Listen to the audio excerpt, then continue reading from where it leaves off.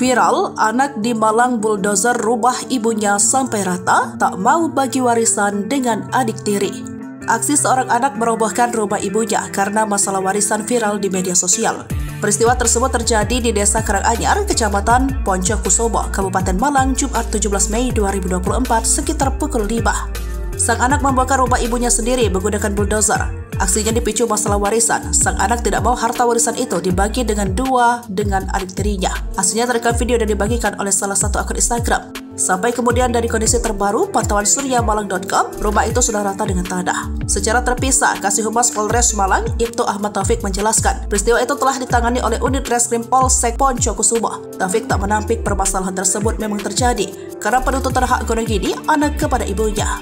Akhirnya S bermusyawarah dengan keluarga dan dari hasil musyawarah didapati kesepakatan rumah tersebut dibongkar oleh KR. Lalu Jumat kemarin sekitar pukul 5, KR mendatangi buldozer lalu membongkar rumah yang barang-barangnya sudah dikeluarkan terlebih dahulu. Atas kejadian itu kami sudah mengumpulkan pihak pemilik rumah dan anak kandungnya dan perangkat desa untuk mediasi, jelas Ibtu Ahmad Taufik. Diperoleh kesepakatan bahwa pembongkaran itu telah mendapatkan persetujuan dari dua belah pihak, tukas Taufik.